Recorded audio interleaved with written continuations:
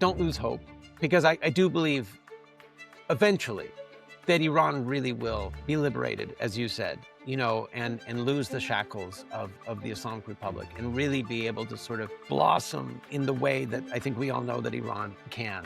I cannot imagine, anything uglier than this Islamic regime. It's been 47 years since the Islamic Revolution, since Khomeini returned. And that entire time, the Iranian state, the government, the Islamic Republic, has been fixated on Israel and destroying Israel. And it has spent almost all of its foreign policy capital, all of its political capital on pressuring Israel. And the irony is that there is no historic, sensible, rational reason for the animosity between Israel and Iran. I think it wouldn't benefit Pahlavi if any government endorsed him. I think the endorsement of the Iranian people is what he would need. And, certainly his status seems to be growing in Iran, right? And so I think that's, the more credible he becomes among Iranians, the more credible he'll be seen in foreign governments as well. And that may have already happened, or it could be a Absolutely. process that's happening. You zoomed out in Wars of Ambition, your recent book. You moved from one institution to the broader geopolitical struggle. In Wars of Ambition, you described post-9/11 era as a turning point. What did the U.S. miscalculate in Iraq that ultimately expanded Iran's influence? The Islamic Republic could have always made easy decisions to improve the lives of the Iranian people and to help preserve themselves, and they never do it. If there is only one thing that Islamic regime in Iran has done very well in the past 47 years is to impose misery and suffering on Iranian people. They've done it in a great way. You're in the business of actual sort of military operations. You don't launch things and put people in harm's way just for the hope that maybe they'll work out. You really do your homework, right? And the Israelis are better at this than anybody else, especially when it comes to Iran. There is no doubt that Iranian people will decide for their future, and that's the best ideal goal, and they want to do that. But they need to be liberated first. Liberation comes first. I always, say that bare hands cannot stop the bullets. Pressure from the people makes the people in the regime start to doubt their security. And they start feeling that if we don't make a change, then the people will get the support of foreign countries and it will be impossible to put them down. We have no doubt about it, and I think you agree, that the level of and the scale of brutality and barbaric actions was so huge and unbelievable that there is no turning back from that point. And the third way, the people envisioned that the United States could bomb selective targets, not put boots on the ground, but just run an air campaign that bombs the urban infrastructure of the IRGC, that assassinates, key leaders, maybe even the supreme leader, but certainly sort of top military commanders. They're chanting a name as a leader of, opposition, Prince Reza Pahlavi, and it has become a name that inside and outside of Iran people wanted, at least for transition, as he himself mentions that I want to be the leader of transition, to get rid of this system and then to decide what we're going to do for the future of Iran. What has Iran gained from having Israel as an enemy or having the United States as an enemy? I would say very little. What has it lost? I would say it's lost a ton. So the only rational reason for the Islamic Republic to keep up this charade is to keep the nucleus of the Islamic Republic together. For the first time after 47 years, U.S. President publicly encouraged protesters and mentioned help is on the way. So it changes things. No other U.S. president, even close to this, mentioned similar things. The reason why Khamenei was appointed was because nobody else wanted to do it. And the only other guy that really had the sort of political chops to do it was Rafsanjani. And Rafsanjani didn't want to do it because he saw the supreme leader role as kind of a dead end, that it was just going to become this sort of ceremonial role that wasn't going to be that important. He thought the presidency was going to be the most important role. And that's why he became president after the Iran-Iraq War.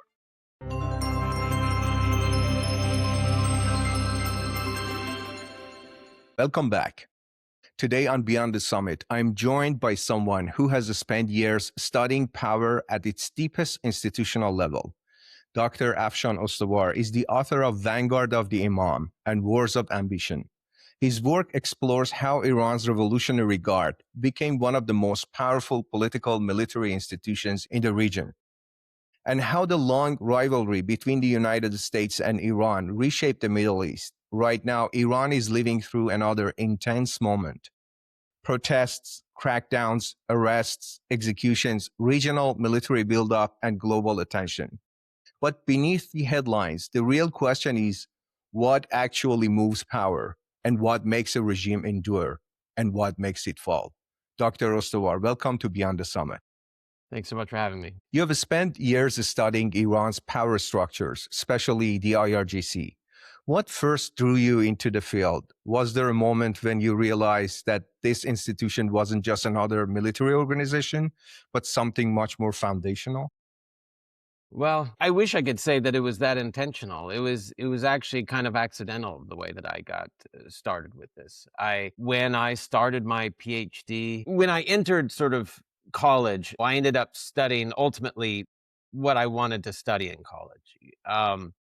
But when I got to graduate school, I had sort of veered really far from what I originally wanted to study. And the idea was basically I came in and I wanted to, in undergrad, I wanted to study sort of militant organizations, cartels, Islamist organizations. I was really interested in sort of violence and networks and places that just kind of broke down and allowed sort of anarchy to reign and who sort of takes over in those sorts of situations. And I was particularly interested in the Middle East and in Iran, but not necessarily exclusively.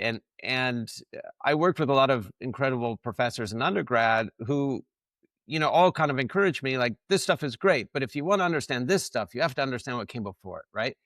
And so if you're a historian, you always want to know the story, what came before it. And so by the time I got to graduate school, I was, 1,000 years before, the 20th century. I was studying very early stuff. But this was in the context of 9/11, the Iraq War. All of this stuff was sort of Al Qaeda. All of this stuff was kind of in the ether. And that's the sort of stuff that I enjoyed teaching. I found it really difficult to teach the early historical stuff. I had these amazing professors that were so inspiring and could sort of just, create this visual world for you that was so abstract and it was so fascinating. I just felt like I lacked all of that talent and all of that ability. But what I felt like I could sort of teach and connect with my students on was sort of contemporary stuff, explaining the Iraq War, explaining, what was going on with Shia politics or things like this. And luckily I had professors in graduate school that also had some of those interests. But so when I wanted to change my sort of dissertation topic from a topic that was a topic based sort of in medieval history to something that was contemporary. And I had two primary professors that I was working with, and one of them was not very happy about me changing. And so I needed to find a topic that convinced both of them that this was sort of a worthy of exploration. And it just so happened, because I wanted to work on Iran and I wanted to sort of work on ideology and violence and things like this, that they both just independently suggested, well, why don't you write on the Sepah? Why don't you write on the Revolutionary Guards? Nobody's written a good book on that yet.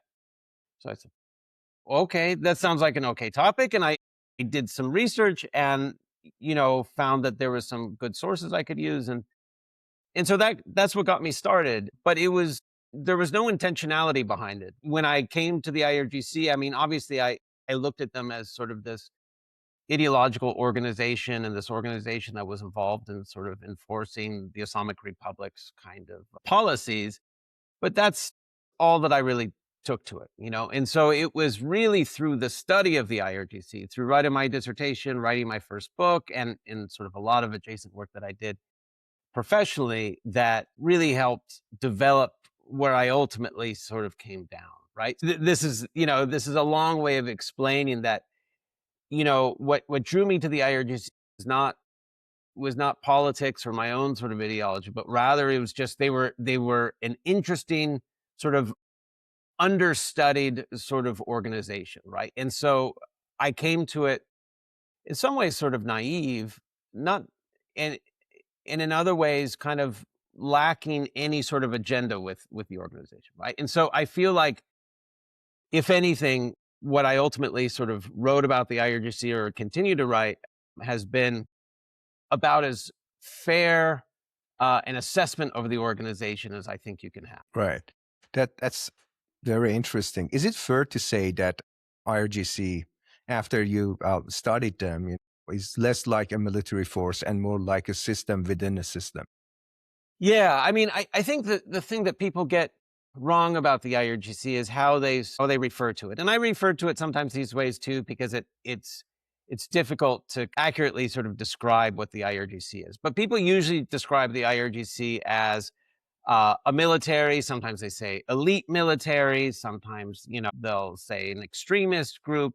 Or obviously, the IRGC has been designated as a terrorist organization in the United States and Canada, I believe, and now by the EU. So that's another way to describe it. But I think all of these things sort of don't really capture what the IRGC is. And the way that I explain it, like when I'm teaching my students or whatever, that the IRGC is really the bedrock of the Islamic Republic. It is the Islamic theocratic system. There's really two parts that matter in the Islamic theocratic system, right? There's the IRGC, and then there is the Supreme Leader and the Supreme Leader's office, right? And we think of the Supreme Leader, we think of an individual, an old Ayatollah with a gray beard and a black turban. But really, the Supreme Leader is the head of an entire sort of system and network of sort of unelected power in Iran. So those, to me, are the two halves of the Islamic Republic. And so the Islamic Republic doesn't exist without the IRGC, and the IRGC doesn't exist without the Islamic Republic. It also happens to be a military. It also happens to be an intelligence organization. It also happens to be involved in all sorts of things, economically, business, commercial enterprises. But more than anything, it is the system anyway. Yeah, thank you for sharing that. As you research Vanguard of the Imam, what surprised you most about how IRGC evolved after 1979? What did you understand differently after writing that book? I think what's most interesting about the IRGC is that when it starts in the midst of the Islamic Revolution. And it starts because the revolutionaries, a few prominent ones in particular, don't trust the military in Iran. But there are other revolutionaries that feel like, okay, we can't trust the military, but we can't do without a military either. They are really important.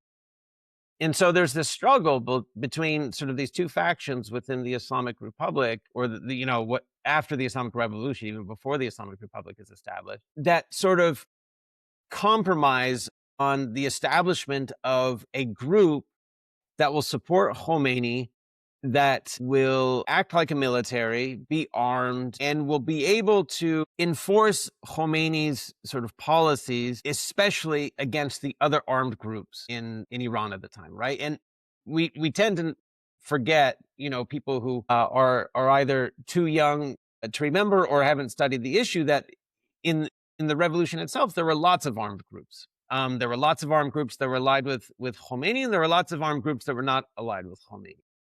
And what the IRGC originally was a way to sort of bring all the different armed groups together. And these groups are, sometimes they're militias, sometimes they're gangs, sometimes they're just one guy and his cousins, but they sort of, control a neighborhood in Desful or some town. It was a way of bringing them all together, centralizing leadership and creating something like the beginning of a new military, right? But in 79 and 1980, the Revolutionary Guards was really just this hodgepodge of young people. Some had guns, some didn't have guns. Most of them had no military training whatsoever. Some had been in the military in Iran and so had some basic training. Some of them had been terrorists living in Lebanon or in Syria, and so they learned how to make bombs and that kind of thing. But it wasn't a military by any means. They didn't have the learning, they didn't have the training, they didn't have even the desire to organize like a military. So that's where the organization starts, right? It's basically just a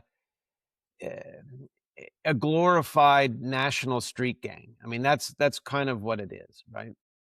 Right. But then Saddam Hussein invades Iran in 1980, and you have this war that lasts almost 8 years. And through that time, through those 8 years, the IRGC goes from being this, basically national street gang to becoming much more like a military. And so by the 80s, by the end of the 80s, it is a military. It's got a little bit of a navy. It's got a little bit of an air force. They've learned how to use artillery. The beginning of Iran's drone and missile programs start at this time. And so the IRGC, I think the best way to think of it in the 1980s is it's a startup. It was a startup. And by the 90s is when they start to really kind of figure out what their product is. And then, by the 21st century, they are Google or Meta or, pick your once a startup, now a major, S&P 500 tech company, right? Or I don't need to pick on tech. I mean, it could be, your Exxon or whatever, but they are a major corporation now, right? So they have a huge bureaucracy. They're involved in just about everything. So I think what was most interesting to me when I was writing my first book was coming to grips with that story, right? Coming to grips with this group that really started out in a way that if you had just sort of seen them in 1979 and 1980, you wouldn't, I think, have predicted very easily where they would have ended up, right? But what changes everything is the Iran-Iraq War. And that becomes sort of the marketplace in which they really transform. And it was understanding that transformation that I think, one, helped me understand the IRGC better, but also I think was kind of the most profound kind of takeaway for me. Because, when I came to the topic, everybody knew the IRGC. Everybody who lived in Iran knew the IRGC. Everybody knew the Basij. It was a familiar sort of thing.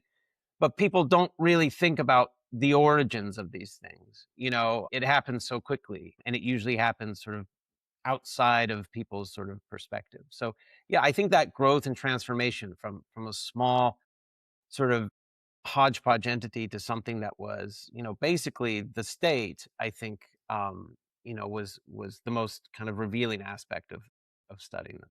I really love your startup analogy. So, when you study an institution this closely, does it change how you see power more broadly? In a lot of ways, it does. I mean, if you study anything really closely, right, it's easy to sort of understand how whatever system you're studying, you're an engineer or you're a physicist or you're, a biologist or whatever it is, whatever system you are sort of studying closely, it's easy to sort of understand sort of the basic principles of how that system works and then see how those same principles sort of apply elsewhere, right? I mean, this is the basic sort of particles of like political science, right? Where you don't just view sort of institutions as unique and sui generis, but rather you sort of take these sort of truths of how power works or how structure works or how organizations, sort of come together and operate. And you can apply them in Iran or to Colombia or to the United States or to France, right? There's always these things. And so I think understanding how an organization works, understanding how an organization develops, understanding how an organization influences a society and wields power within a political system, all of that, I think, translates to both how you understand, let's say, Iran more broadly, but also how you would understand other political systems and things like that. So yeah, I think it was a really helpful template in some ways. In other ways, the IRGC is pretty unique. There's not so many universals that you can just sort of take away because Iran's system is pretty unique in the world right now. But in other ways, it's a much sort of, I think, more basic sort of political body. Yeah, that's why I believe it's very difficult for someone watching who hears IRGC in the news but doesn't fully grasp its role.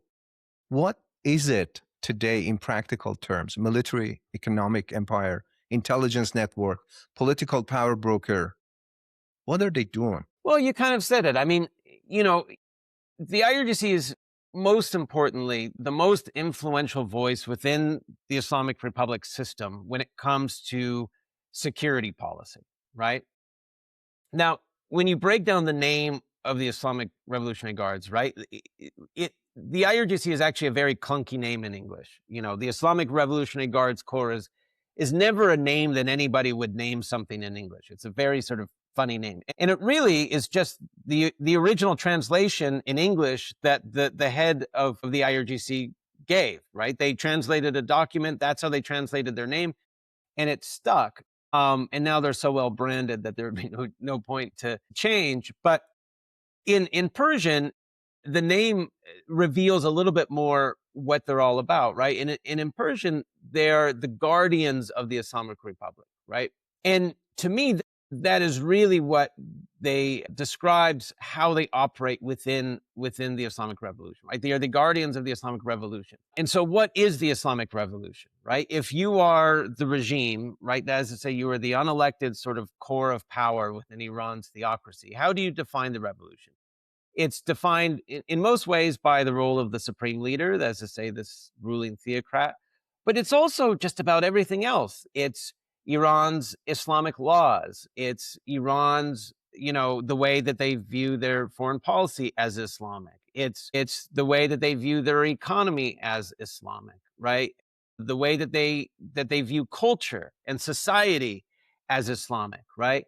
And because they're the ones that get to define what Islamic society or Islamic culture or Islamic foreign policy or Islamic economy or Islamic politics is, they're the ones that get to decide how to protect it, right? And so because they have this very broad purview within Iranian society, they get involved in everything. So a regular military is just involved in the defense of a country. And every once in a while, like in authoritarian systems, a military will be used to suppress the people, right? They'll come out and they'll fight protesters or things like that. But generally speaking, a military is headed by civilian authority, and they are only deployed when the country is under attack or when the country enters a war, right? But the IRGC is not a military in that sense. I mean, it is a military in that sense, but that's not what defines it. The IRGC sees the entirety of everything, the totality of everything in Iran as its business, right? And so it gets involved in every single way. It gets involved in the surveillance state, for example. It gets involved in social media. It gets involved in media itself. It's the main sort of part of the regime that, let's say, reads your WhatsApp messages or your Twitter posts or what you're saying on Instagram, right? And polices those things, right? So if you say the wrong thing, if you have the wrong YouTube video, if you've watched the wrong stuff, you can be put in jail or worse, right? They're also involved in the security crackdown. If we've seen, you know, in January, you know, 5 to 50,000 or 5,000 to 50,000 people killed. The IRGC headed the entirety of that sort of security crackdown, and most of their troops were the ones that were involved in the actual violence. So they're involved in that way. When Iran is dealing with its foreign policy, particularly in the Middle East, the IRGC controls that policy. So Iran's policy to Iraq, Iran's policy to Lebanon, Iran's policies to Yemen, or even to Russia or China, the IRGC is the most important voice in all of those foreign policy relationships, and including with the United States too. Although with the United States, the supreme leader, you know, takes more of a lead. When it comes to telecommunications, the IRGC controls most of Iran's telecommunications. When it comes to media, the IRGC has really important media companies. They put out a lot of movies, a lot of TV shows. They have a lot of newspapers and news sites. They control the narrative in a lot of ways. They are not the only part of the regime that does this, but they are the part of the regime that does this the most and has the most money to work with for the most part. So it's very difficult to sort of say, where does sort of the Islamic Republic as a government or as a state, where does it start or where does it stop, and where does the IRGC start? The IRGC is so intertwined in everything that happens at the state level in Iran that it basically has its hands in everything. You know, there's only a few pots that the IRGC doesn't have its hands in, and those are things that are controlled exclusively by the supreme leader. Yeah, that's a great clarification. So IRGC isn't just a security arm; it's the main pillar of regime survival. As you mentioned, it's so much intertwined that it has become the regime itself. What makes the IRGC structurally resilient? How has it managed to withstand sanctions, protests, leadership transitions, and international pressure? I think there's a few things here. One, there's the supreme leader, right? So the supreme leader acts as a lightning rod. So, for example, in 2009, when protesters started to sort of really move away from advocating for reform, they went from like, where's my vote to, death to the dictator, right? But they skipped over death to the IRGC, right? The dictator, the supreme leader, sort of protects the regime in a way because everybody hates him. And while people might not like the IRGC or they may even hate the IRGC, they are still somewhat insulated from public condemnation because the supreme leader is kind of the avatar for the regime. He's the most evocative symbol. So that's one bit. The other bit is ideological consistency. And part of this has been driven by the supreme leader, especially this supreme leader, Ali Khamenei. He kind of sets the tone. This is our ideology. This is what we're doing. America bad, Israel bad. All of our friendly militias in Lebanon and Gaza and Yemen good. That simplifies for them sort of the policies that they have to pursue. Now, the IRGC embodies and believes in those policies too.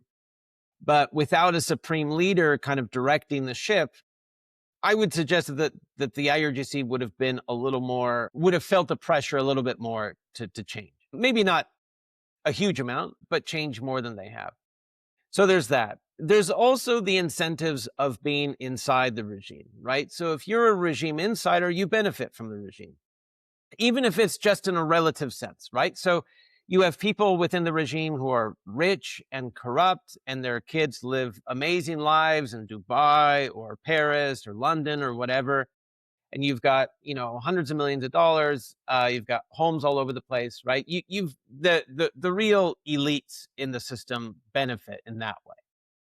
And so they don't want to leave that. That's beneficial for them. But then you have the people that are just below them, right? Think of like shareholders in a startup or people who own equity, right? They don't want to leave before that equity or those shares are vested. They want to make sure that they're going to get a payout from the toil that they've put in, And so for some of let's say the younger generations, people our age, for example, right, who are within the IRD.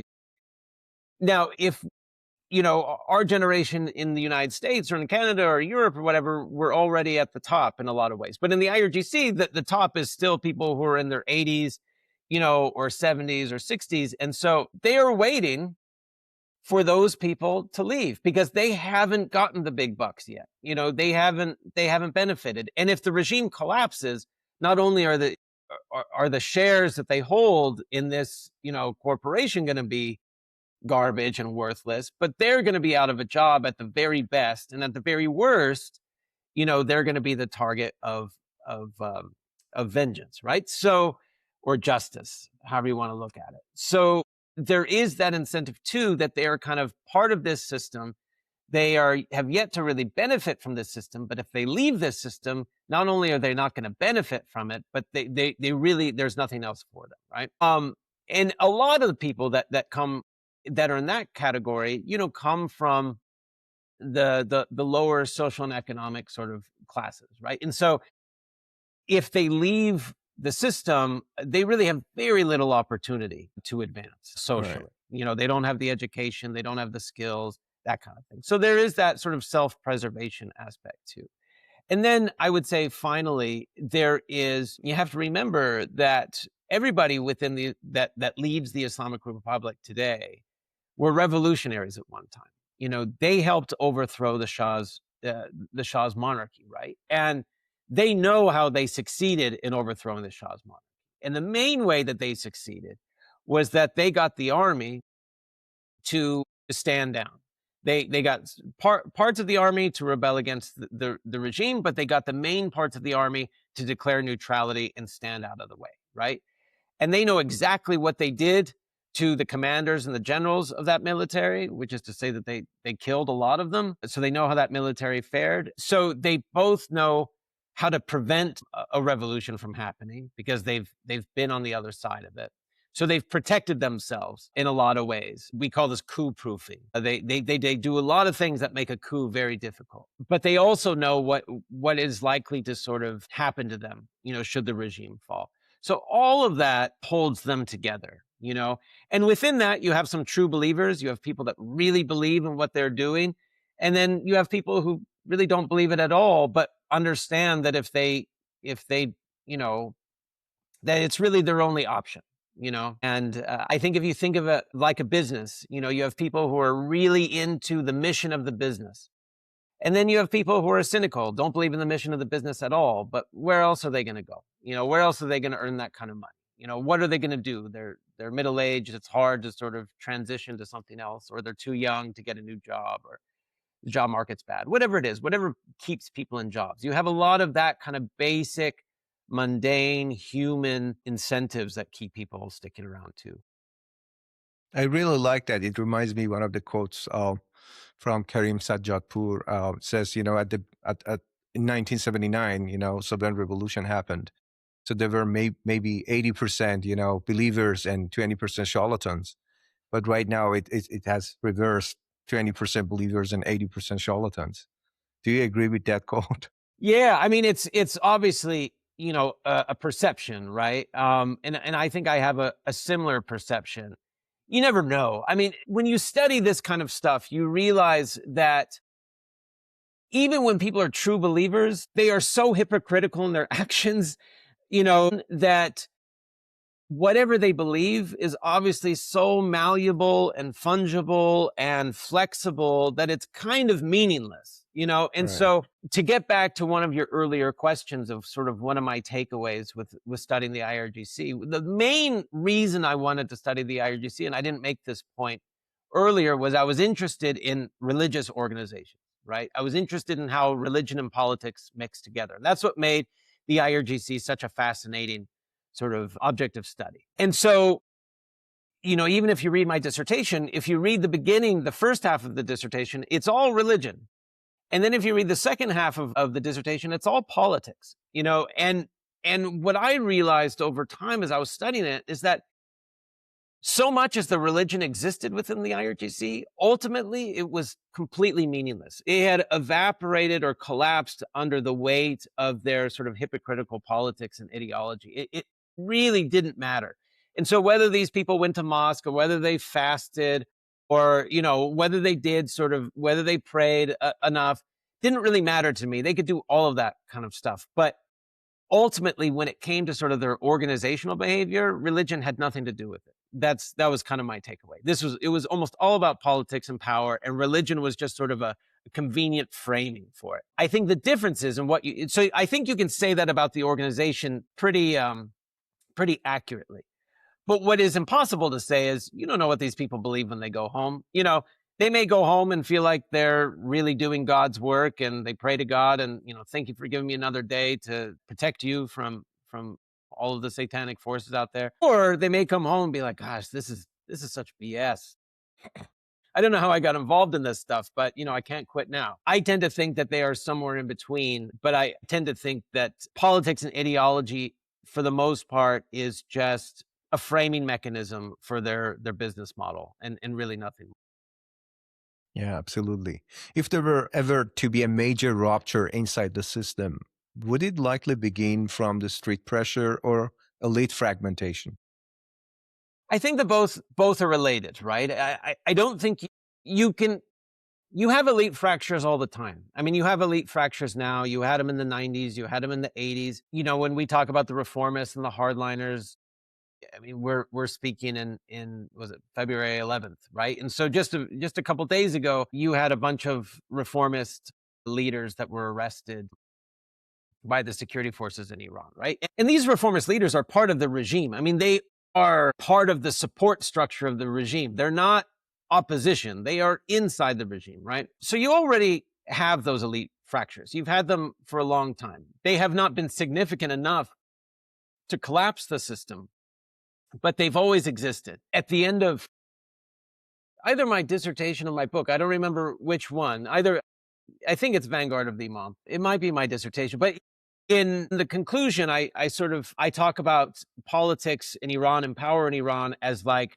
the Russian nesting dolls, the Matryoshka dolls. You know, there's a big one, you take it off, there's a smaller one, you take it off. And basically, since 79, they've been peeling those layers, and the ruling coalition has gotten smaller and smaller and smaller and smaller and smaller, right? To this day where, you know, you basically just have the hardliners that are in control. And then we sort of split the differences between this hardline camp, this hardline camp, this hardline camp. And the reformists are kind of this, you know, this asterisk, at the end of the sentence or at the end of the word, that sometimes they're allowed to be pulled in, sometimes they're pushed aside. So you have a pretty, I think, you've always had a fracturing elite within the Islamic system, where I think what will matter most for the Islamic Republic's demise is public pressure against the regime, right? And right now you have, you would have, maybe a different view than me, but my perception is the vast majority of Iranians are against the regime. I think, maybe 20%, 30%, maybe even less. I was talking to a colleague yesterday in my own podcast, actually, and he was saying that some sociologists, had done work in Iran, or the Iranian sociologists doing work in Iran. And they had basically determined that 90% of the country in the study that they had done, so 90% of whomever they had done polling with, saw their politics as outside of the regime. That's to say that they didn't, that whatever their politics were, they didn't exist on the spectrum between hardliner and reformist. They were something else. So they could be far more liberal or far more conservative. It doesn't matter. But the regime didn't represent them anymore, right? So I think that's gonna matter over time. I mean, obviously, it leads to protests. We've had protests basically, recurring pretty consistently since 2017 in Iran. They're episodic, but they keep happening, right? And they in some ways grow in intensity. And so I think the system knows that the people are against it. And what the system has failed to do so far is relieve the pressure on it from the public, right? I mean, killing tens of thousands of people doesn't relieve the pressure on the system. It takes people out of the streets. And so there's that immediate sort of release of pressure. But it also radicalizes millions of people. I mean, every time you kill a single individual, you've radicalized that person's family, right? I don't know a single sort of person who has lost somebody in the Islamic Republic to the Islamic Republic that somehow is like, well, they're not all that bad. They make some mistakes, but my dad, one of those mistakes, but they're trying. As soon as you hurt somebody, jail somebody, kill somebody, wrong somebody, you've lost a family, you've lost cousins, you've lost a village, whatever it is, right? So the amount of people that they've lost all across the country is vast right now. And I don't think there's any way that they get that back, right? The problem is that the only way for popular pressure to overthrow or to end a regime, there's three basic ways. One basic way is sort of like the moral way, right? Which is the regime sees that the people are so unhappy that the regime recognizes that it's not able to sort of correct its mistakes. And so they just say, okay, you made a great point. We're going to invite some leaders from the opposition over here. We're going to have a referendum to change our constitution. If you guys don't want the Islamic Republic, great. We'll have a democratic, country, whatever it is. They can just sort of morally, ethically decide that what's for the best interest of the Iranian people is to change their ways, right? That's the hopeful kind of the better angels of their character kind of way. And that can always happen. It doesn't happen much in history, but that can always happen. It's not likely, but it can happen. The other way is just sort of the power of the crowd, right? Which is if you have, 100 million people on the streets and they are rushing towards, towards the government offices in Tehran. And even though they're, the IRGC and whomever is machine gunning them down, there's still enough people to sort of overtake and overwhelm and ultimately take over institutions. And they just do it by sheer force, right? This almost never happens in modern history because the death toll is so significant. You look at like protest movements in places like Syria, for example, right? The Syrians weren't able to achieve that. The country broke apart. It turned into an insurgency. It took almost 14 years, 13 years for things to collapse, right? And that took the involvement of basically half the world to be involved in the Syrian war, right? So that is not a likely scenario, right? And this is the scenario that everybody hopes happens without really thinking about it. They millions of people on the streets and they're like, this can happen, but it won't happen if the regime really sort of decides to just kill everybody, which is what they decided to do, in January. They were going to kill everybody that was on the streets, basically. The third way, and this is what happened in 1979 in Iran, is that the pressure from the people makes the people in the regime start to doubt their security. And they start feeling that if we don't make a change, then the people will get the support of foreign countries and it will be impossible to put them down. And because we have a military that's drawn from the population, that military may not want to do the killing required in order to put those protests down, right? Both in 1979 and today, Iran's military is a conscript force. And so if you really have to have a militarized response to a protest, you're going to have to bring in the conscripts. And the conscripts are just like everybody else in the crowd. And so maybe they don't want to kill people. And so in that situation, the regime starts to make compromises. They either military declares neutrality, or B, the military sort of overthrows the leader and they get rid of the leader, the same way that the Shah left Iran in 1979, under pressure. Khamenei could leave, and they could say, okay, we made a change. We got rid of Khamenei. Now we can sort of work things out. Or you have parts of the military that break away, and they start fighting on behalf of the protesters, right? And that's the kind of scenario that leads more to sort of like, let's say, an insurgency or a violent takeover. But anyway, the point is in that third scenario, you need some participation from the military. You need the military to either stand aside or to join the protesters. One of those two things, right? And I think that's probably ultimately the most likely scenario in Iran, because that's the only scenario in which the military gets to have some say in how the change goes. But obviously, they're not giving up right now. So where do you put the role of foreign intervention, military intervention, in terms of supporting and aiding protesters to weaken the oppression apparatus in a way to facilitate for people to go on a street, and finish the job? So at this critical moment, many believe that U.S. interest specifically is aligned with what people want in a way to get rid of this system and provide a situation for change.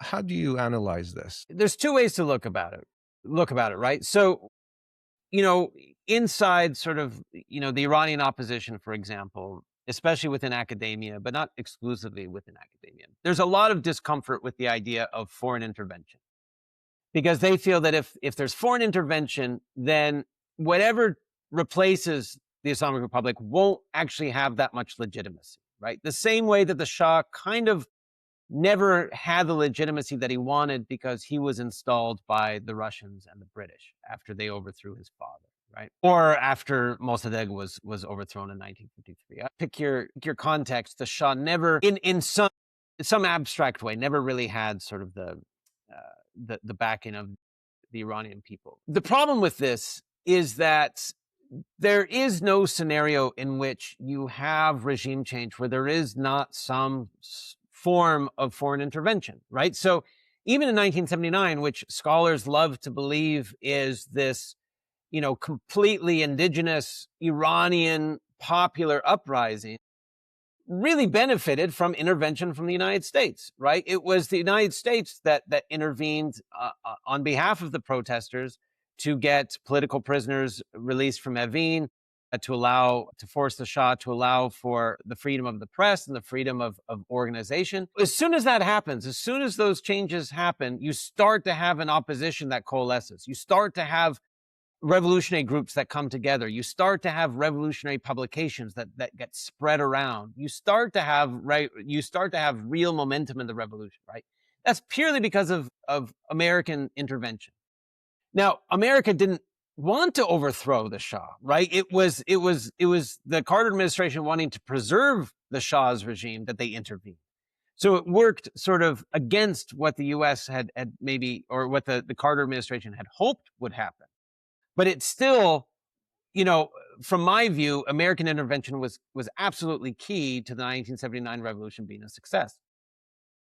So to me, it's kind of silly to sort of just imagine that if the Islamic Republic is ever replaced, that somehow it's got to be magically, hermetically sealed and only internal to Iran, and only Iranians can be involved, and no outside voices can have any role. I think that's kind of, frankly, ridiculous. And in this sort of day and age, anything that happens, even in a little country, involves the countries surrounding it, involves great powers. It's just the way that international politics work. So there is no scenario of regime change of any sort, even over a long, decades from now. If let's say the regime continues, but it just gets poorer and poorer and more broke, like Cuba or something like this, it's going to be because of foreign intervention. Because of sanctions and all these sorts of things. So the U.S. role will be significant regardless. Absolutely. But to your point about military intervention, this is a much trickier sort of scenario. 1,000%, the United States could overthrow the Islamic Republic. There is no question about this. The United States has the military power. It has the wherewithal. It would have the support of the Iranian people. The problem is that within American politics, there is very little appetite for another war in the Middle East, right? And you have to remember, everybody has to remember that the United States spent 20 years fighting wars in the Middle East, to include Afghanistan, and those wars didn't go very well. They were very expensive. A lot of Americans were lost. A lot more people in Iraq and Afghanistan were lost, and the outcomes were not nearly what anybody had hoped. Right? Iraq is still kind of this broken country that's sort of led by a cartel of militias, most of which are backed by Iran. And Afghanistan is, of course, led by the Taliban again. So Iranians have to understand, first and foremost, that within the conversations in DC, and I'm not privy to these conversations, but you can imagine how they go, there's always going to be people in the room that say, okay, we could do this, but what's the likelihood of this working out for us? What's the likelihood of this not becoming just sort of a messy situation? What if we get involved and, the wrong person comes to power in Iran? And instead of having sort of a good leader, we get sort of a worse leader who says the right things to us, but then starts killing all of the opposition to him. And you end up having sort of a worse dictator kind of thing. Or what if the U.S. intervenes and the Iranian people are supportive in the first 2-3 months, but then things kind of get a little chaotic and a lot of people die, and then they turn against the United States, right? This is what happened in Iraq, for example, right? So the voices of caution within sort of the U.S. political system have a lot of evidence to point to discourage the United States from getting too involved, right? There's, in a big way, right? Let's say boots on the ground, kind of really doing the big kind of, maybe not Iraq style, but something similar kind of overthrowing of the regime. Now, the third way is a way that some people have advocated, and I would say it's a little untested. That's sort of a way of saying it. It's a very sort of optimistic sort of view of how military power can work.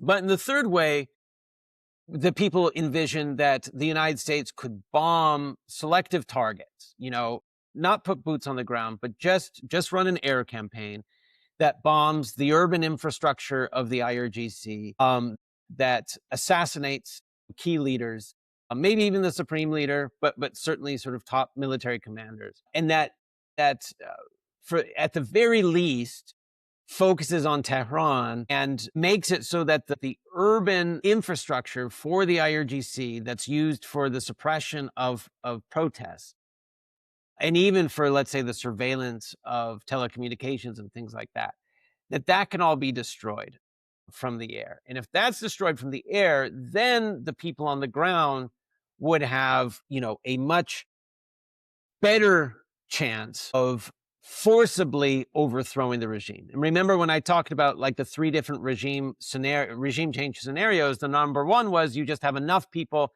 that can go to the ministries, go to the government facilities, go to the military barracks, and just literally climb the fences, and take over the institutions, right? That's what would, taking out sort of the repressive apparatus of the IRGC would pave the way for that sort of regime change scenario. That might have been more, it would have been more possible in January when you already had a popular uprising happening, right? Because you have people that are coming out, they're full of hope, they want change.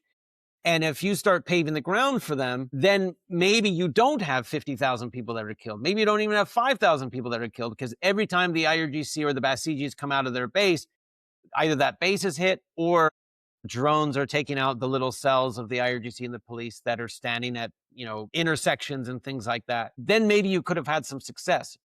But it would be a really big gamble to do that and then hope that the Iranian people would come out again and start protesting again. That's a big challenge. I personally believe, in January, the reason that it didn't happen, because if it becomes existential threat for the Islamic regime, then they might do anything and everything. In that situation, so U.S. forces in the region were not ready to defend. I think that's one caveat there. Another thing that we have no doubt about it, and I think you agree, that the level of and the scale of brutality and barbaric actions was so huge and unbelievable that there is no turning back from that point. And Iranian people are so wounded that many experts believe that the regime's, existence is numbered, in a way. Yeah. And there is no doubt that Iranian people will decide for their future, and that's the best ideal goal, and they want to do that. But they need to be liberated first. Liberation comes first. Without that, and I always, say that bare hands cannot stop the bullets. I get tons of messages, so that they're so desperate that they want to get rid of this brutal system. That's why they're asking for that. But they don't say, we don't want to decide for our future. We don't want U.S. to put someone, there, but they're chanting a name as a leader of, opposition, Prince Reza Pahlavi. And it has become a name that inside and outside of Iran, people wanted, at least for transition, as he himself mentions, that I want to be the leader of transition, to get rid of this system and then to decide what we're going to do for the future of Iran. What do you think? Obviously, in terms of January, I mean, the U.S. didn't have the military apparatus in the region to do anything of that sort, right? Almost everything was either in Asia or was in Latin America. And so part of the reason why, President Trump has, now moved a carrier strike group and in other aspects of the Navy and the military to the Middle East is to be able to sort of credibly put that pressure on Iran, right? So the United States has that stuff now. And another point, if I may, is that for the first time after 47 years, U.S. President publicly encouraged protesters and mentioned health peace on the way. So it changes things. No other U.S. president, even close to this, mentions similar things. No, it is. I mean, I think that's this one real difference with this president and earlier presidents is that this president really doesn't play politics the way that politics is usually played, right? So, I mean, even the Bush administration, there's the George W. Bush administration, after 9/11, the axis of evil, all of this stuff, it had a very sort of strong policy on Iran. Even the Bush administration sort of was not nearly as sort of hawkish on Iran as they could have been, right? They were really distracted by Iraq and other things. The Obama administration was much more hopeful. They felt that the best way, the Obama administration really bought into the idea of reformism in Iran, right? The best way to encourage change in Iran was to get rid of Iran's boogeyman, right? That they wanted to sort of end the hostility between Iran and the United States so that Iran could no longer point to the United States and say, this is the reason that we're doing all of this stuff, is to protect ourselves from this country. If the United States and Iran were friends, then Iran wouldn't have that boogeyman anymore, right? And then they couldn't sort of crack down on protesters or even just civil society and say you've adopted too much American stuff.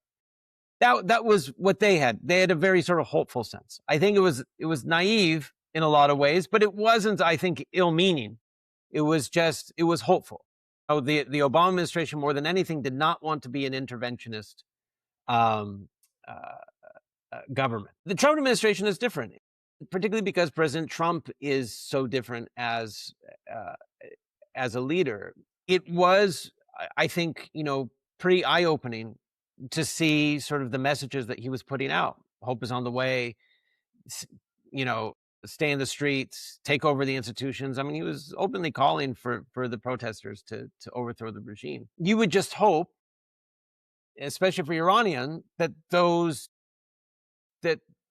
messages were sent out, with an intention to really back them up.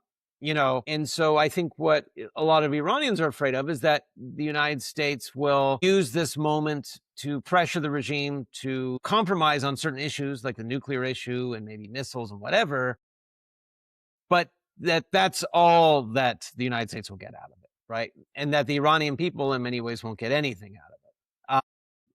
Because obviously for the Iranian people, the nuclear program doesn't oppress them. I mean, it oppresses them in the sense that it's the excuse for all these sanctions, right? And those sanctions are really hard on Iran and the Iranian economy. But, the nuclear bombs are never threaten the Iranians, right? The missiles don't threaten the Iranian people, right? It's everything else that the regime does that harms them. And so if I was in Iran, I would hope that the president really sort of followed through on some way of if not overthrowing the regime, then really chipping away at its strength and its ability to oppress the Iranian people. That's what I would hope for.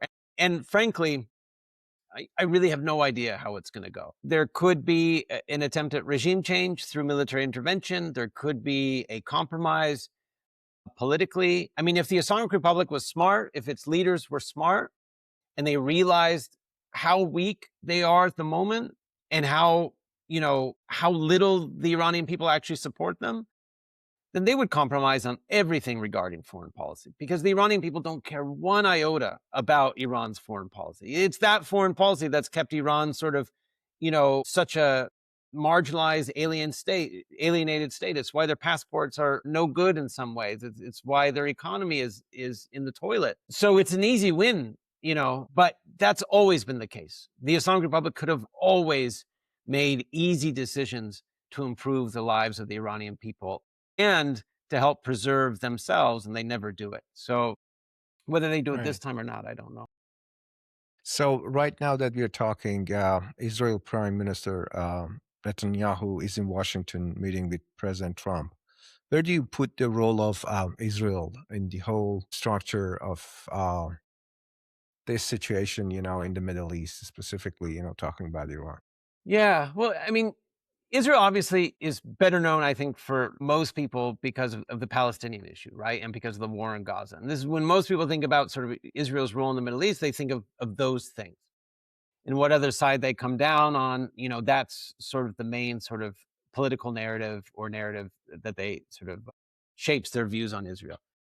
But for Iranians and for the Islamic Republic, it's very different, right? Because the Islamic Republic has focused the last 47 years, almost exactly. I mean, yeah, this is the anniversary of the revolution, right? February 11th. So it's been 47 years since the Islamic Revolution, since Khomeini returned. And that entire time, Iran has been fixated, the Iranian state, the government, the Islamic Republic, has been fixated on Israel and destroying Israel. And it has spent almost all of its foreign policy capital, all of its political capital on pressuring Israel, putting money into the hands of Hezbollah, putting the money in the hands of Bashar al-Assad, putting the money in the hands of Hamas, supporting militias here, there, and everywhere that are anti-Israel, that want to send, bombs or rockets or missiles to Israel. And what has the Islamic Republic, how have they benefited the Palestinians over that time? Look at the Palestinians in 1979 and look at the Palestinian condition today. Iran's effort against Israel has not only backfired, it's been so disastrous for the Palestinian people. I think this can be, I think this is pretty obvious, that Iran's sort of strategy, its tactic, its ability to create weapons programs for Hamas and Hezbollah that allowed both those entities to fire missiles and rockets into Israeli population centers didn't benefit the Palestinian cause at all. And it's been sort of a disaster. But it's been as much a disaster for the Iranian people, because, as I've already said, while the nuclear issue is sort of the outward sort of reason why Iran is so sanctioned, the reason why Iran's nuclear program is so concerning in the West is because of Iran's foreign policy towards Israel, right? Because this fear that Iran could use those weapons against Israel, or that Iran would gain those weapons, and then you could never pressure Iran militarily. And so the entirety of its regional apparatus, Hezbollah, Hamas, all of that kind of stuff, would be insulated. Because if you hit Hezbollah or if you hit Hamas, then you might be worried that Iran could escalate in some military way, right?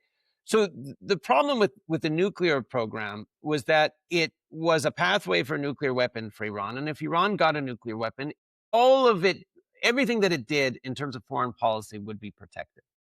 So this is why Israel, the United States, and other countries really focused on Iran's nuclear program. It was also a very sort of evocative topic where they could get Russia and China to care about too, whereas Russia and China don't care about Iran's foreign policy to Israel. So for Iranians, Israel is a much more complicated topic, because the Islamic Republic's focus on Israel is the reason, in many ways, why their lives are so bad. It's the reason why they are so sanctioned. It's the reason why they are so alienated internationally. And so this makes Iran's relationship to Israel very different from the surrounding states, right? There used to be this, when I was a kid growing up, there was always this cliche about kids not wanting to eat their vegetables, right? And parents forcing kids to eat their vegetables. And they always talked about Brussels sprouts, because Brussels sprouts in the 90s didn't taste like Brussels sprouts today. They tasted much worse. And so if your parents fed you Brussels sprouts, kids didn't like it, they didn't want to eat it, And so for Israel or whatever, for Iran, the Israel issue has been that. They have been force-fed this issue since they were little.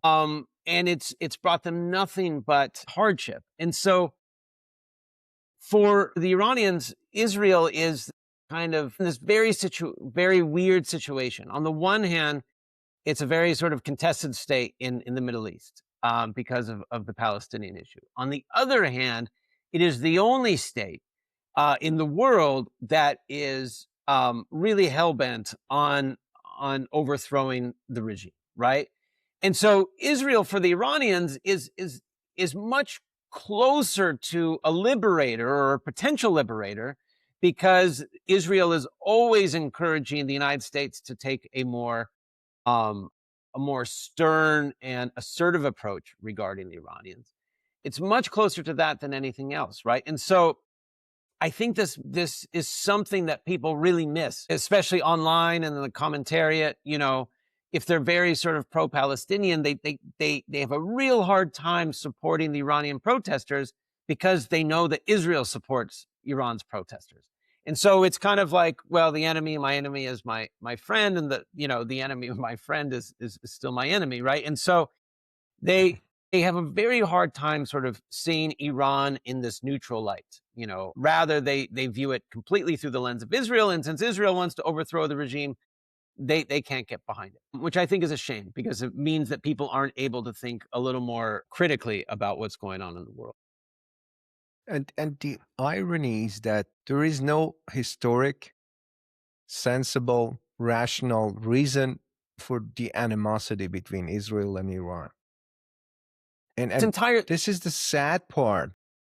It's entirely ideological, right? It was an adopted position. Same with the United States. I mean, these were adopted positions. You know, the Iran-Iraq war, the Iranians call it the imposed war, right? It was a war imposed upon them, right? But everything that's happened to Iran since 79 in terms of the United States and Israel has been imposed on Iran as well, right? They have imposed these conflicts on the Iranian people by choosing the United States and choosing Israel as enemies for no other reason than ideological sort of convenience. I mean, for Khomeini, you know, Israel was important because the Arab states cared about Israel, because Muslims broadly cared about Israel. And so in order to get people to care about the Islamic project in Iran, he felt that if Iran spoke the loudest about Israel, then it would get more sympathies from the rest of the Muslim world. This didn't happen. In fact, the opposite happened. The Arabs didn't like Iran talking too much about the Palestinian issue. They saw Iran as sort of inserting itself into this issue, and they started to see Iran far more as a Shia government as opposed to a Muslim government, right? And so, I mean, take, for example, early on in 1979, one of the first sort of foreign diplomats that comes to the Islamic Republic is Yasser Arafat, right, representing the PLO. And the PLO strongly supported the Islamic Revolution. Fast forward to the war with Iraq after 1980, and the PLO supported Saddam Hussein in that conflict, right? So, you know, Khomeini couldn't even keep Yasser Arafat on his side, right? So the Palestinian issue has never done what Iran's leaders have wanted it to do, right? But what it has become, more than a way of making the Islamic Republic kind of more liked within the Islamic world, what it's become is sort of this self-fulfilling prophecy, right? This self-fulfilling condition that this is our policy, we're sticking to our policy, and we are committed to our policy. And the more money that we put into this policy, the more reluctant we are to abandon this policy, because now we've fought wars, now we've lost people, now we've created all this antipathy that they can't even see beyond this issue anymore. I mean, what has Iran gained from having Israel as an enemy or having the United States as an enemy? I would say very little. What has it lost? I would say it's lost a ton. So the only rational reason for the Islamic Republic to keep up this charade is to keep the nucleus of the Islamic Republic together, right? It's an organizing mechanism. The same way that the war in Ukraine is an organizing mechanism for Putin and the people that support Putin. It's a losing war. It's a disastrous war. It doesn't do anything for Russia, but it keeps the nucleus of his regime together. It gives them a unifying cause. It gives them something to sort of put their energies into. And that's the same with Israel and the Islamic. If there is only one thing that Islamic regime in Iran has done very well in the past 47 years is to impose misery and suffering on Iranian people. They've done it in a great way. So, Afshon, you zoomed out in Wars of Ambition, your recent book. You moved from one institution to the broader geopolitical struggle. In Wars of Ambition, you describe post 9/11 era as a turning point. What did the U.S. miscalculate in Iraq that ultimately expanded Iran's influence? Well, they miscalculated a lot, but I think particularly regarding Iran, the main miscalculation was not understanding how much Iran permeated the Shia scene in Iraq. A lot of the allies of the United States in 2003 were the Shia. You had Ayatollahs, you had Shia politicians. Some of them were close to Iran, some of them weren't. All of them wanted to overthrow Saddam Hussein. All of them agreed on that. But if you read the biographies of Bush administration officials, it becomes clear that they really just didn't. What they saw, what really sort of stayed in their minds more than anything else when it came to the relationship between Iraq and Iran was the Iran-Iraq war, right? Now remember, 9/11 is only 12 years after the Iran-Iraq war happened, right? And so for people who were of a certain age in DC, this was a blink of an eye in their career. They were working the Iran-Iraq war, the 90s happened, now 9/11 happens, right? It was recent memory for them, right? And in that recent memory, they knew that in the Iran-Iraq war, most of Iraq's military, the people that were dying and fighting on the front lines were Shia Iraqis, right? And they weren't giving up because Iran was Shia. They weren't saying, oh, Khomeini told me to give up my weapons and to turn against Saddam Hussein. They weren't doing that. So they didn't put a lot of stock in sort of this relationship between the Shia in Iraq and the Shia in Iran. And so they saw the Iraqis as nationalists, as Arabs first, as Shia second. And they thought that that was enough of a difference that Iran wouldn't be able to sort of, make many inroads.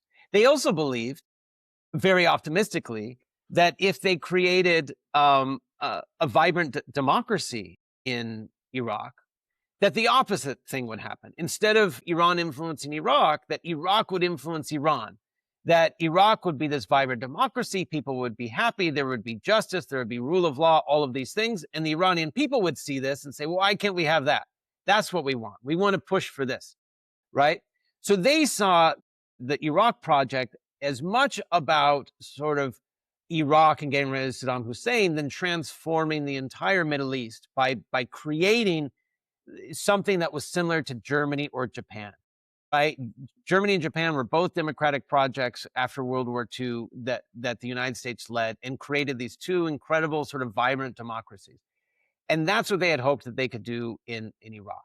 But it was something that was based entirely on optimism and also entirely on examples that were very different and very unique.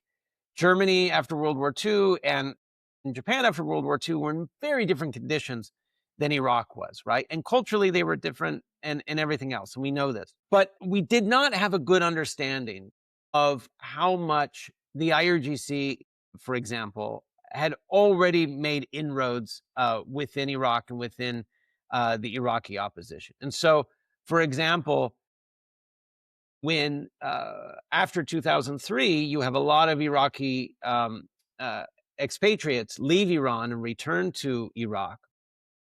A lot of them, tens of thousands, were from the Badr organization, right? And Badr was in its own way an Iraqi organization, but it was also part of the IRGC. It was trained by the IRGC. It was outfitted by the IRGC. The leaders were, card-carrying members of the IRGC. And so they go back to Iraq and they become part of the Interior Ministry, part of the military, and part of other things. And it's really the Badr organization that opens up the doors to Iranian influence more broadly. And so the other thing that the United States, I think, didn't factor in was how quickly the Iraqi people would turn against the occupation. You had regular people that more or less either supported it or didn't do much, but they didn't account for the way that jihadists or pro-Saddam militias could sort of keep up an insurgency. And those insurgencies created a military dilemma in which the U.S. military had to do a lot more sort of assertive operations. And when you do assertive operations in urban spaces, a lot of regular people get killed. And every time a regular person dies or is arrested, for being in the wrong place at the wrong time, like I said earlier, you radicalize a family, you radicalize, a clan, a tribe, that sort of thing. And so that early sort of post-occupation unrest created a space where Iran could move in its own intelligence forces, its own covert forces, and they both helped encourage that violence, but they also created a space for them to develop their own friends and contacts that ended up fighting the United States. Right. So if the US-Iran rivalry continues on its current path and no meaningful structural changes happen soon, what does that mean for the region over the next decade? Well, that's a great question. I mean, I think there's so many things here because the U.S. in its foreign policy is shifting. under this administration, and it's difficult to know if that's a permanent shift or if that's a momentary shift. America's shifting foreign policy is also sort of creating, an environment in which other countries are starting to sort of think differently about their foreign policy. And I think there's two things that are really important here. On the one hand, there's what the United States does, and on the other hand, there is what, let's say, China does. China has the ability to do a lot more in the Middle East than it's done. It has a lot more ability to keep the Islamic Republic afloat, right? If nothing happens, let's say there's no war, or if there is a war between the United States and Iran, it's not definitive, meaning that, let's say, the United States it's mostly a bombing campaign, and the United States is able to sort of destroy a lot of sort of military infrastructure, but it doesn't lead to regime change. And the United States doesn't follow it up with a longer campaign. And the regime basically doesn't compromise on its missiles. It doesn't compromise on its nuclear program. Maybe it's lost a lot of the ability to replenish those things, but it doesn't change its foreign policy at all. And let's say that while there are fractures within the elites within Iran, that whenever Khamenei dies and he's getting old, that he's replaced by somebody who's more or less similar, wants to continue the same project. So that's to say, let's just imagine that Iran is basically like it is now over the next decade. Iran is gonna want to try to find ways to get stronger.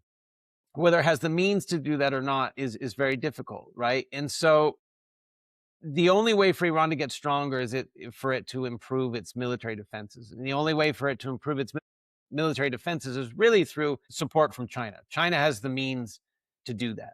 If China wants to get involved, and China sees Iran as beneficial enough that keeping it sort of from becoming a failed state is important, then China could prop up the Islamic Republic, both economically but also militarily. And that could make the Islamic Republic draw closer to China in terms of its foreign policy, economy, and all that stuff. None of that would really benefit the Iranian people.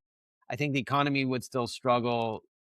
China doesn't incentivize sort of open democratic regimes, and so the regime can be just as oppressive or more so, and China would be fine with it.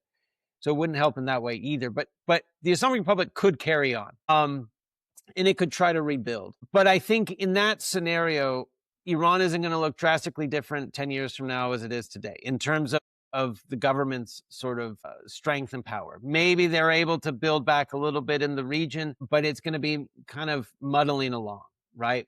In a slow decline. But if China doesn't prop up the Islamic Republic, and if the United States, if there is no definitive overthrow, but if sanctions and all of that stuff continue, then Iran is going to have a real difficulty in bouncing back.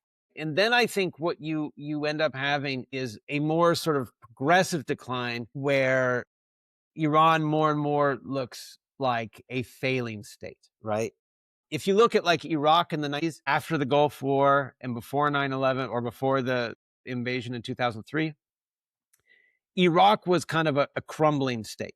It had a lot less money. Its state infrastructure was collapsing. Its government jobs program was collapsing. Poverty was increasing. And all of this was allowing for, and we didn't realize this until 2003, there were sections of the country that were becoming sort of having increasing independence, right? Not necessarily like geographic independence, but like the social networks established by Ayatollahs, for example, in Iraq was filling in the space that was vacated by the government. They were creating clinics and soup kitchens and educational facilities and things like that. And so people were becoming closer to clerical networks than they were previously, right? And this really came out after 2003 that, like, for example, the Sadr network, associated with Muqtada Sadr and his father, became very strong and vibrant, particularly because they had taken care of a large swath of Iraqis during the 90s. So I think sort of the worst case scenario is that Iran becomes sort of a collapsing state. And while the regime is able to sort of, let's say, hold things together, the rest of the country is going to sort of decay, right? If you look at the declines of other historical, let's say, Iranian monarchies like the Safavids or the Qajars, they both ended the same way, right? Where they become poorer and poorer over time. The nucleus of their power becomes the capital. Even then, the capital is only sort of an area that they can control. And then ultimately, they become so brittle that they're easily overthrown, right? And it may take that to overthrow the regime. It may, that a decade of brittleness, may be necessary in order to break it. But I think regardless, the regime's days are numbered. And I don't know, and I said this in January, and I'll say it again today, the regime could end this week or it could end 10 years from now, but I'm confident that it's on the decline. Yeah, I agree. So there is a deep emotional wound right now among Iranians, inside and outside the country. Does that kind of societal rupture have long-term political consequences, or can regime absorb it?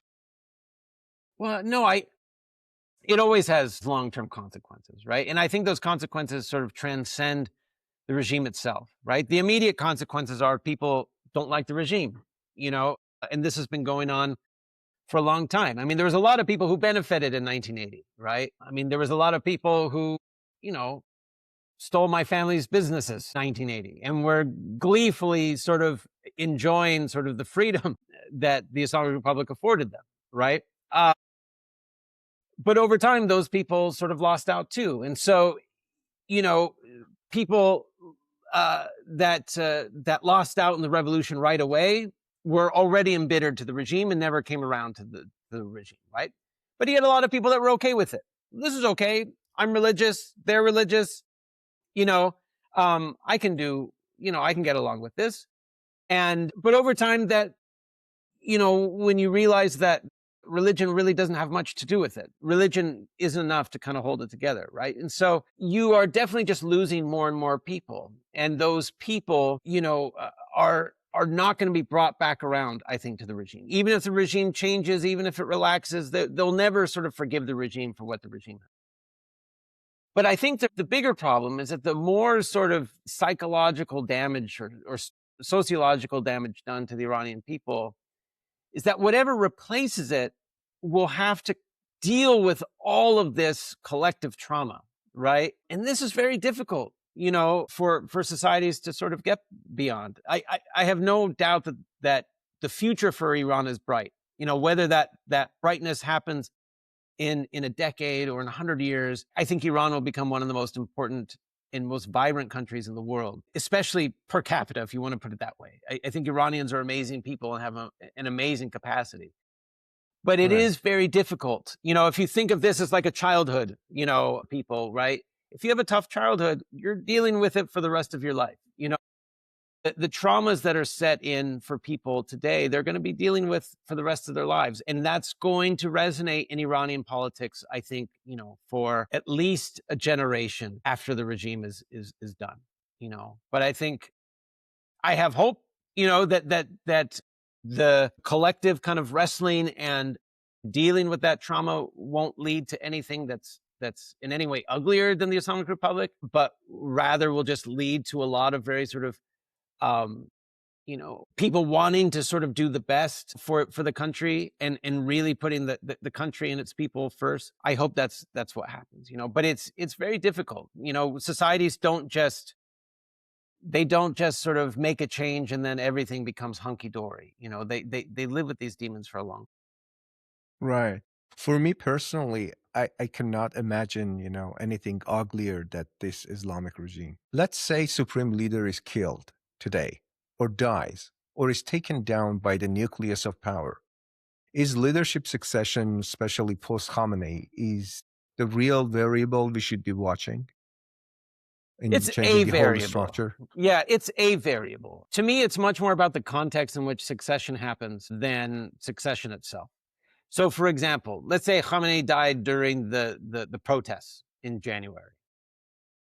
That's a real critical time. That makes, the succession a real crisis, because if they get it wrong, if they don't replace him soon enough, if they don't sort of somehow exert, control over the system, it could all fall apart, because the supreme leader is the center of the spoke of the wheel, if you, or the axle, right? If you take that out, the wheel loses its integrity. That's the idea, right? And so if that happens while the car is moving, that's bad, right?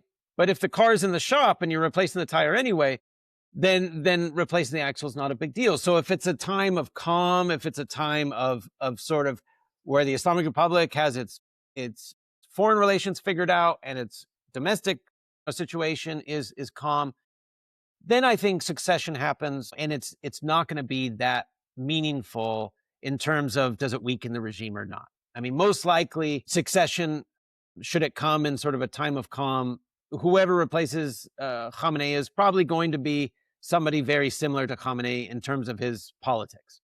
It's very unlikely, for example, it's not impossible, but it's very unlikely that the regime would turn to, let's say, a reformist cleric like Khatami or somebody like that and say, okay, let's try your way now. It's not going to happen. The IRGC is not going to let that happen. So you're going to get somebody like Ejai or Ahmed Khatami, the sort of the kind of firebrand cleric. You'll get somebody like that. Probably somebody old, somebody that nobody likes. And the reason why it's important that nobody likes them is because that way the IRGC and the rest of the regime don't have to worry about sort of the supreme leader using the population against the IRGC, right? The IRGC is going to want a weak supreme leader. So I think secession happens, and it's not going to be that big of a deal if things are calm. It'll be a really big deal if it happens in the midst of a war or a crisis, because then it'll be a real sort of weakening of the regime and a real split, and it'll create this mechanism that could be exploited from the outside or even inside. But I think the reason why people are so excited about succession is that it's the one time that there's going to be definitive change within the regime. It's the one time that you can say, okay, something's really going to happen now. We are going to get a different guy this time. And I think people are going to be hopeful that that means that the regime is either going to choose somebody that's going to be a disaster and the regime is just going to implode, or B, they're going to choose somebody who decides, you know what, Khamenei was an idiot. His policies were stupid. He's driven this country to the ground. I'm going to do the opposite.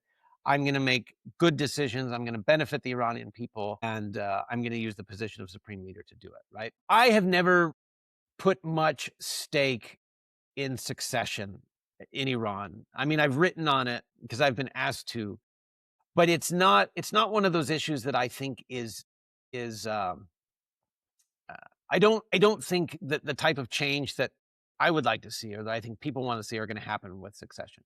And I also don't think if it happens in the time of peace that it's going to be that much of a crisis, because they already have names, they already have personalities, they've already vetted people, they already know what they want. I think you're going to get sort of more of the same.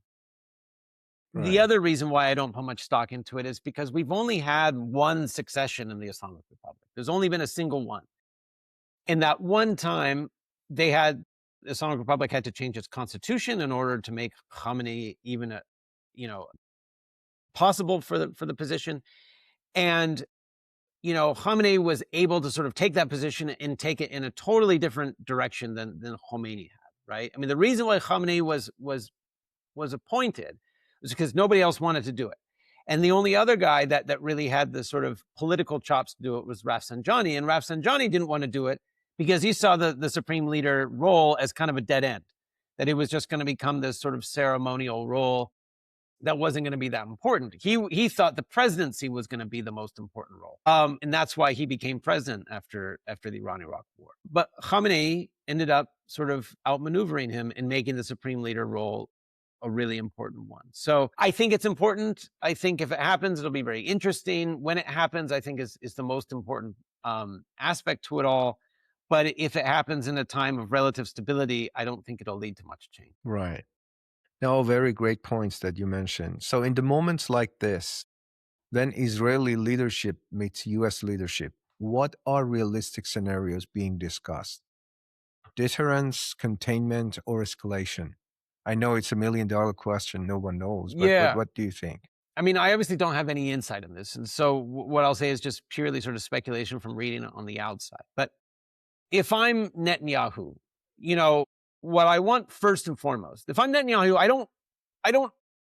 I'm not wedded to regime change, right? Netanyahu's not going to say, we need regime change. We need somebody else. Absolutely 1,000%. He's a pragmatic politician. His first interest while he may care about the Iranian people in an abstract sense, his first interest is the security of Israel. So his first order of business is going to be to encourage the United States to either launch a military campaign that at the very least, puts to rubble most of Iran's sort of missile, drone, and nuclear program. That stuff is just dust. And that they will have a real hard time building that stuff up because the domestic repressive apparatus doesn't bother Israel.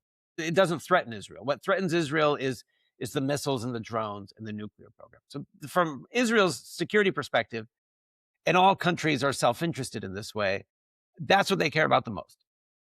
Below that, it will be exploring ideas of regime change. So what are scenarios of regime change? How could we do it? Now, he might say, okay, Israel knows how to get at Iranian leaders. We could assassinate Iranian leaders. We know where they are, what they're doing at all times. They might say, we know, the IRGC's, repressive apparatus, and we know how to strike that. And they might be able to tell, the Trump administration what their assessment is of the effectiveness of going after that, because it's one thing for somebody to sort of say it on paper, hey, get rid of these things, it'll make everything easier. But, when you're in the business of actual sort of military operations, you don't launch things and put people in harm's way just for the hope that maybe they'll work out. You really do your homework, right? And the Israelis are better at this than anybody else, especially when it comes to Iran. So they're going to have a realistic assessment of that. And they will talk through scenarios, and maybe some of those scenarios are viable. Maybe some of those scenarios are less viable. And then I think the third, they're going to talk about, okay, if we don't have regime change, what is can we live with? Do we just want to deter Iran now? Are we going to deter Iran every 6 months? Or can we deter Iran by making a diplomatic deal that creates sort of safeguards and inspections and this sort of stuff? And this is what's being discussed on social media now, right? In terms of, when you see statements from officials or whatever, there's a lot of talk. President Trump, had a quote where he said, we want to deal on the nuclear program, on the missiles, on the drones, on this and that, on everything, right? Now, if you get that total deal, then you really are talking about an Islamic Republic that has given up, basically all of their deterrence, right? And the only reason they would give up all of their deterrence is for some sort of exchange of security, right? Which would mean an agreement or something like that. And so there's a third scenario, I think it's unlikely that the Islamic Republic would sign up for anything like that. But let's just say they decide that that's the only way they're going to survive is to give up on everything. If they give up on everything, then the only reason that they would do that is to preserve the regime. And the only way that they can preserve the regime by giving up everything is if they somehow reduce tensions with the United States, like normalizing relations or something short of that, but something of that vein, right? And so my guess is that they are talking about the whole spectrum of possibilities. How can we create an Islamic Republic that we can live with, right? So what would the compromises be that the Islamic Republic would need to make that we could live with it indefinitely? What could we do to the Islamic Republic in order to trigger regime change? And who would we turn to lead Iran? Is there somebody in Iran? Would it be Pahlavi outside of Iran?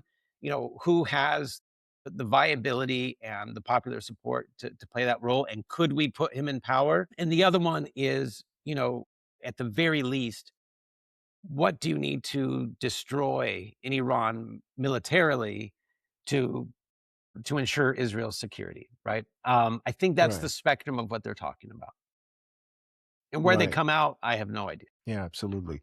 So we are hearing chants. You mentioned Prince Reza Pahlavi inside and outside Iran in all gathering, protests. So during the uprising in Iran. So from sociological lens, what does that signal? That's my first question.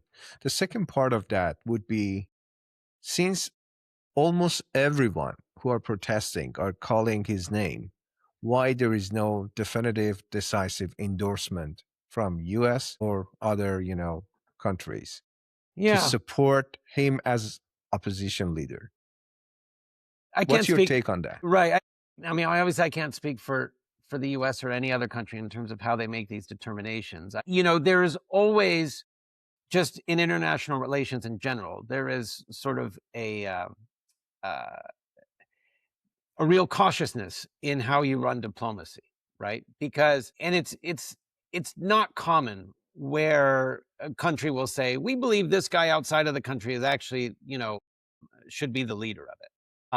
And we're going to work to put this guy in power. It doesn't happen very often. One, because it goes against international norms, right? I mean, the Islamic Republic is still a government. It's still recognized by the United Nations as a government, even if, I think it's sort of proven itself to be a government that's not worthy of leading or representing the Iranian people. It's still technically, officially, formally a government. And so, there's certain rules and strictures of how you and decorum of how you deal with it. So that's part of it. The other part of it is not showing your cards. Let's say if they did believe that Pahlavi was the guy, they don't need to go all in on Pahlavi. Would it help Pahlavi if Trump said he's my man and holds his hand up and says this is the guy, for Iran? I mean, Trump has his supporters in the United States and among Iranians, but also Trump doesn't have supporters and doesn't have detractors. And if Pahlavi is too close to Trump, then he is always sort of Trump's guy. Or let's say he's close to Britain or he's close to France, then he's that country's guy. So I think even from Pahlavi's perspective, you don't want to be too close to any government, right? Because you want the sense that if you are to be a transitionary leader, that it's the choice of Iranians that is making you that, not the choice of the President of the United States or the United Nations or anything else, right? So I think there's reasons for both Western governments, let's say, and for Pahlavi himself to not want those sorts of endorsements, because they can work cross-wise with what you're actually trying to achieve. And then, of course, there's the actual assessment that these countries have, right? And that, obviously, I'm not privy to. But, we draw a lot of our perceptions of this person or that person's popularity based on what we see. And it may be based on who we talk to as well, but we triangulate those things. We talk to family and friends, we read social media, we see videos, from the protests, and then we put those things together. But governments have their own methods of making those assessments, and they go beyond those two sort of points of configuration. They have intelligence, they have, covert contacts with all sorts of people. They have intelligence operatives that are writing up assessments on individuals and things like that. And so they have a much more, I think, robust and complicated way of making these determinations. Sometimes they're not robust and they're not complicated. The way that, a lot of the Iraqi officials got close to American officials in 2003 or leading up to the occupation of Iraq, some of those were just, this guy's in DC, I'm in DC, he's he's speaking at a conference, I go up and talk to him, he seems nice, I bring him into a meeting in the Pentagon. Next thing we know, he's part of, our plans for Iraq. So sometimes they're not very sophisticated. They can just be based on personal connections. So, but Right. there potentially can be a lot that goes into it, right? But I think it wouldn't benefit Pahlavi if any government endorsed him. I think the endorsement of the Iranian people is what he would need, and certainly his status seems to be growing in Iran, right? And so I think that's, the more credible he becomes among Iranians, the more credible he'll be seen in foreign governments as well. And that may have already happened, or it could be a process Absolutely. that's happened. Yeah, I love that. Afshan, if you were speaking directly to young Iranians inside the country, what would you want them to understand about how power works? Well, I think they know better than I do, how power works, frankly. So I don't think that I would be in any place to tell them how it works in their country. Obviously, I study it from the outside, and I understand it from an analytical perspective that is very sort of top down, not bottom up, not lived in the sense that they do. But I think the one thing that I would say, one is obviously don't lose hope, because I do believe eventually that Iran really will be liberated, as you said, and lose the shackles of the Islamic Republic and really be able to sort of blossom in the way that I think we all know that Iran can. But I think the other thing that I would say is that, you never know when power collapses. right? We know how power works. We know, I can tell you the likelihood of things, right? I can tell you why it's very likely that the Islamic Republic is not going to fall from public pressure, right? Because I understand how authoritarian systems work. I understand how coup proofing works. I understand how organized violence works when it's used by a state. But what makes me sort of humble in all of my assessments is that you can point to any number of cases, Syria, Egypt, Tunisia, where things just collapse, and things collapse under the weight of popular pressure. Now, in Syria, it took a civil war, it took the destruction of a country, it took the loss of a generation in order to make it happen. In Egypt, it was undone, within a couple of years, and in Tunisia, it's still kind of ongoing. But whenever the Islamic Republic falls, it's going to be because of public pressure first and foremost. That is always going to be it. But I also would never encourage anybody to put themselves in harm's way. I mean, ever. I have a mom, I have children. Like, you have your responsibility to your family first and foremost, and I know that if I was to die in a protest, my soul in heaven would be in torture because I know how guilty I would feel about having left my mom behind, right? It always makes me uncomfortable when people say, go take your risks, go out on the streets, go risk your life. I would never say that. But I would say that popular pressure is ultimately going to be what brings down, the Islamic Republic. And so while the government has strength and the government has power, ultimately they don't have the power to bring the Iranian people back on their side. Thank you. Beyond geopolitics, what does freedom mean to you personally? Well, freedom is a tricky word, obviously. But I think more than anything, it's freedom to exist in your own conscious, right? So what's very important to me is obviously sort of the freedom of expression, the freedom of religion, the freedom of practice, the freedom of organization, the freedom of speech. These are all really meaningful, right? Like, nobody is truly free. We are all sort of limited by nature or by society or by anarchy or whatever, right? Absolute liberation, where you just have unchecked sort of freedom, is basically being in the woods by yourself. Like, you're free, but you're at the whims of fate, right? So freedom still needs structure. It still needs rules. It still needs some organizing principle to keep society from losing itself. But I think just being able to exist and believe what you want to believe, to have the conversations you want to have, to befriend who you want to befriend, to be free from prejudice, to be free from economic deprivation, right? To be free from kind of the social limitations that don't allow you to sort of be upwardly mobile in a society, right? All of those things, right? Whether it's class, or whether it's religion, or whether it's where you live, geography, any of those things, right? I think freedom to me really just allows a human to exist in their own right, to do what they believe in, and to sort of try their best in society, and to benefit from society, and to give benefit to society as much as they can, right? And that's what I want to see for Iran, right? Is just people to be able to be themselves and not feel like they need to adhere to sort of a standard put on them by an unelected government that can only sort of enforce those standards through violence. Thank you for sharing that with us. This podcast is called Beyond the Summit. To you, what does Beyond the Summit mean? Is it about power, stability, freedom, something else entirely? Yeah, no, it's kind of interesting. I was thinking about it. I was thinking of it more as sort of, in a professional sense, if you've peaked, right? If you've sort of reached the top of what you set out to achieve, what is beyond that? Where do you go from there? Do you just go down the hill again? Do you stay at the summit? What is it? And so I think, if anything, beyond the summit is a turning point, right? It is sort of a time of reflection where you really sort of decide what you want to do, after I mean, I've climbed a mountain, right? If you've ever climbed mountains, you know how difficult it is to get to the top. And the summit is usually pretty nice. I've never climbed, crazy mountains, but you get to the top, there's a nice view. Going down is always worse.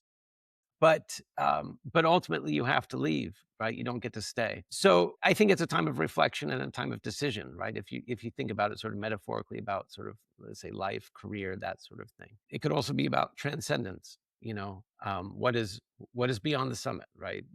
The heavens. So yeah, it's interesting you asked me that, because I was thinking about that myself when you invited me on. I appreciate that. Beyond every summit of power, there is a deeper question. What kind of society do we build next? Thank you for helping us think beyond the headlines, beyond the fear, and towards something wiser. Dr. Ostovar, it was an honor. Thanks so much for having me. Thank you.